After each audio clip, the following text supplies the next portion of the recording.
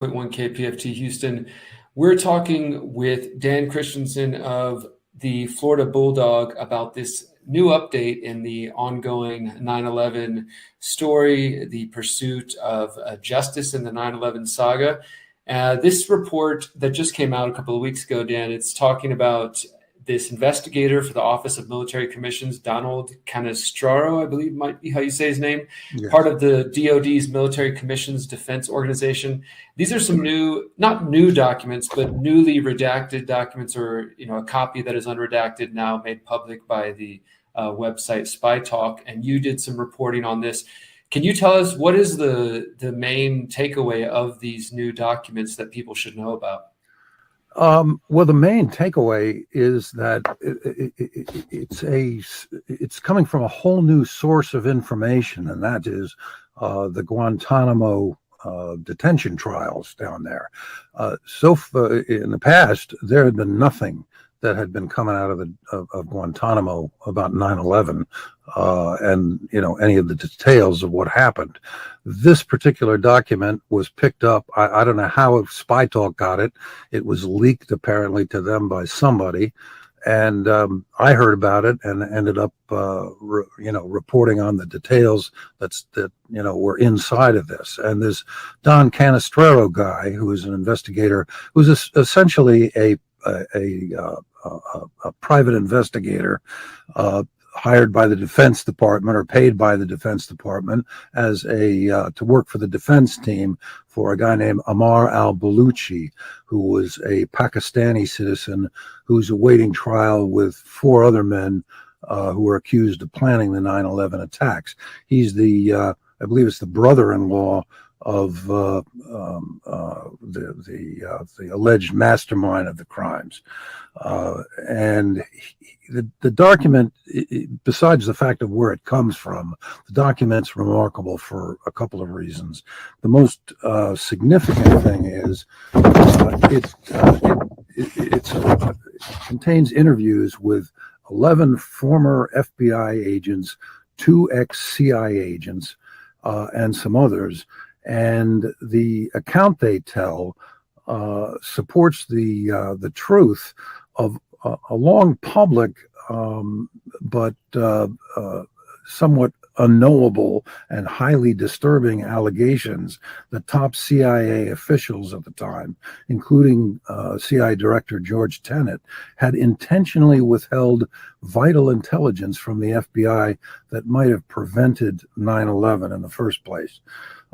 Specifically, that 2 future hijackers, Nawaf al-Hazami and Khalid al-Midar, had entered the United States in Los Angeles in January of 2000, shortly after attending what the intelligence community was describing as a summit of al-Qaeda leadership, at which apparently the 9/11 attacks and the attack on the USS Cole had been discussed. So that's sort of the gist of this, but a lot of this hasn't been explored before. Notably, the idea here that the CIA was working domestically inside the United States through a sponsor organization, essentially the CIA of Saudi Arabia, to try and recruit Hazmi and Midar, these 2 hardcore al-Qaeda guys, suicide hijackers, to be informants for the CIA. Didn't turn out pretty well, if that's the truth. Let's talk about that for a moment. Obviously, that's not the version of events that most Americans have heard or are led to believe about the 9/11 attacks, that there would be any sort of CIA or intelligence connection or relationship with any of the alleged hijackers. Do you think that this story is getting enough coverage in the American media right now, or is this? No, it's getting no coverage, frankly. I mean, Florida Bulldog is a very small news operation. I mean, I've been a reporter down here for since the late 1970s, and we have. I'm the only actual employee of the company. I've got 5 or 6 other people who work with us as editors and reporters, who are all very experienced people. But, we're a small organization. Where's the New York Times? Where's the Washington Post on this story? That's where people were killed. This is a local story in addition to being an international story for them. And yet they've chosen to ignore both this document and ignore thousands, literally thousands of pages that have been declassified by the FBI over the last year in response to a presidential executive order issued by President Biden regarding an FBI program called Operation Encore, in which they looked at Saudi involvement or possible Saudi involvement in 9/11 and conducted an investigation that went on for years. One of the reasons that we're involved in this is we first learned about Operation Encore through litigation, Freedom of Information Act litigation that we had filed down here against the FBI, and they released the first document about it to us back in 2016. It was so secret at the time that they blacked out the name Operation Encore. They didn't even say what it was, but what they did say was a number of extremely intriguing things, putting together various people whose identities had been known before with others who worked at the Saudi embassy in Washington, and indicating that they were taking orders in dealing with these 2 future hijackers from the Saudi embassy in Washington. And all that is going to figure extremely prominently in this very large civil suit that's been going on for 20 years, in which the victims, family members, businesses, survivors of 9/11 have sued Saudi Arabia, seeking zillions of dollars. Let's talk about some other aspects of these new documents here. There are claims by some of the people interviewed by Mr. Canestraro, claiming that the CIA was spying on the FBI and generally just not doing things that are probably legal. Can you talk to us more about that, these accusations by these FBI agents against the CIA? Yeah, to me, they were quite shocking. They were essentially saying that after 9/11, they were saying that in advance of 9/11, the CIA would not tell the FBI what the heck was going on, that they knew about Katy terrorists, these 2 in particular that became hijackers. And they were, by the way, they were aboard the plane that flew into the Pentagon on September 11th, 2001. In addition to obstructing knowledge of that and keeping it from the FBI until very late in August of 2001, they also apparently, after the attacks, according to several of these people who are not named but are known to investigator Canestraro, or he says in his sworn statement that was filed in his client's case that he knows these people, but he's not disclosing to the public who they are.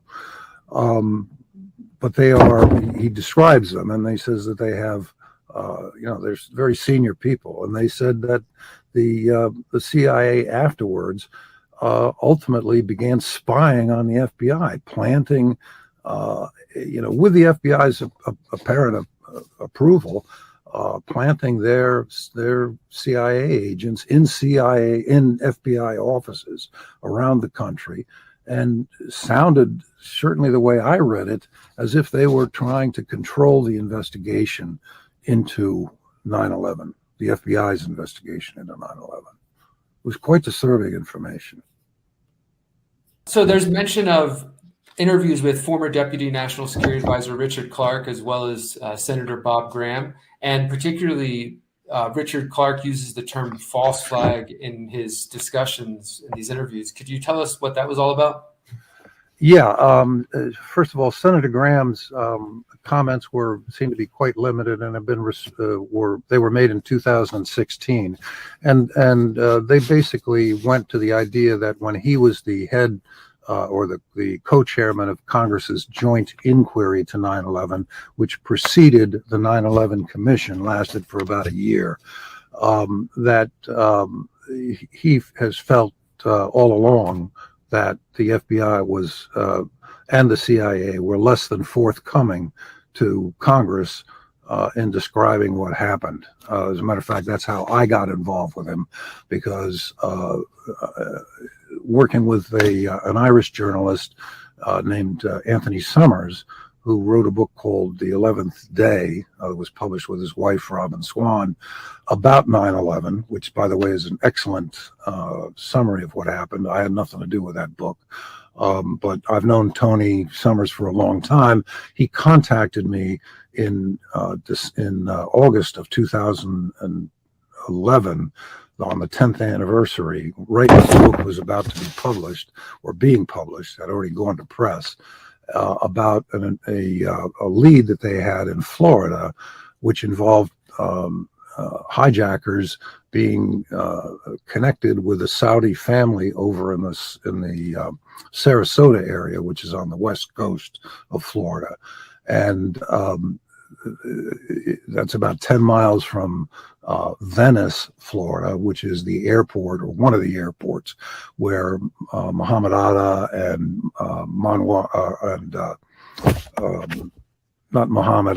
Marwan al-Shehi, who was the pilot that flew into the South Tower of the World Trade Center, had trained. And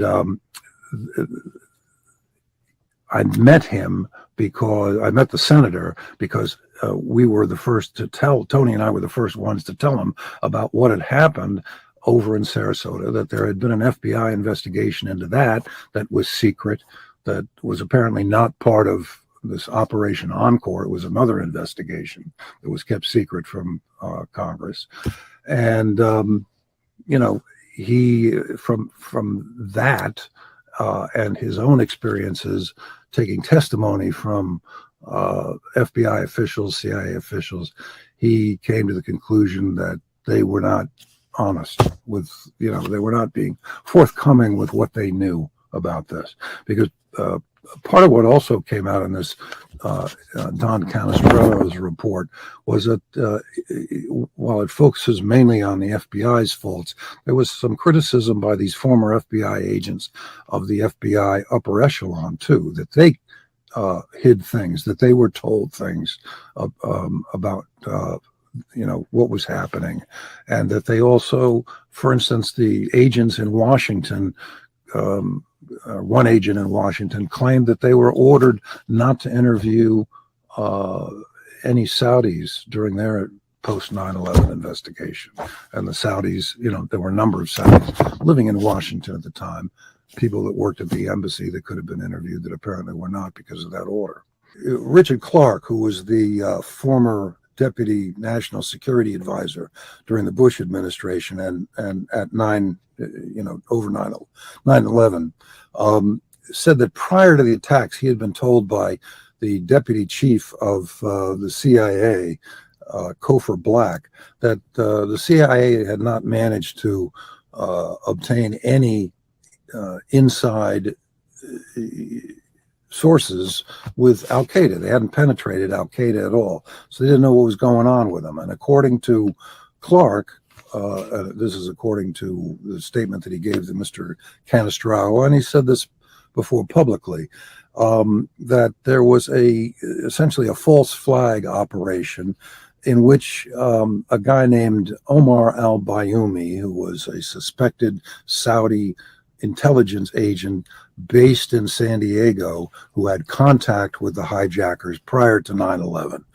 And he befriended them, he helped them get an apartment, he helped them set up bank accounts, that sort of thing. That he was also reporting on their activities back to Saudi intelligence, who was also working with the CIA, and apparently, according to Mr. Clark, that the information that went to the Saudi intelligence also went to the CIA. And again, that's pretty disturbing when you realize that these men were later part of the hijacking team that tried to take out the Pentagon. Yeah, these are definitely a different version of events than what most Americans are being taught or told. And definitely, as you mentioned earlier, this story, these reports, these documents are not getting any mainstream coverage from the major networks and the major papers of the day. As to why that might be, we can leave the viewers to speculate. But one last question before we wrap up, Dan. What do you think is just a good takeaway from this overall, besides what we've just emphasized, that this is a different version of events, this is important because of the CIA's involvement, because of obviously the results of 9/11 and the impact of 9/11 and what's happened in the last 20 years to our world since then. But what would you say is a takeaway that someone who is hearing about this and is not hearing about this in the mainstream, that they might take with them? I think that this is the kind of documentation that could lead to that if there is some sort of public pickup on it. I have heard, and I intend to be writing soon, a story to that effect, that there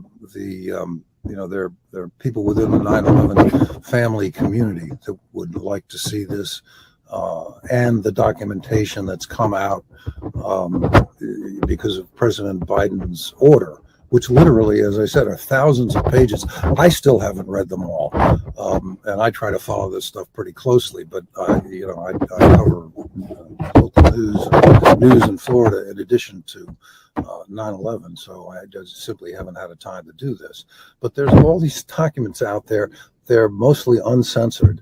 They have some very interesting things to say. And if you go to floridabulldog.org and you run 9/11, you can see a lot of the stories that I have written over the last year and a half since these documents were first released. They're released in a number of different batches that talk about all sorts of things that haven't come up before, people haven't heard before. For instance, one of the things that I find the most interesting was there was a videotape that the FBI had obtained of a couple of Hazmi and Midar, those future hijackers, at Los Angeles International Airport. And they apparently were there with some other interesting people, and that the FBI wanted to get a line on. They even wanted to go public with this, but they couldn't convince Washington to make this video public. They were hoping to get some leads as to who these other people were that they were dealing with. There's information about a Saudi prince or princes that were involved with the people that they wanted to question. So all these interesting things that are happening in this case, or have happened in this case, these are all in recent years, but none of it's come out, pretty much except for Bulldog. We're the only ones that are reporting on it, which is pretty sad.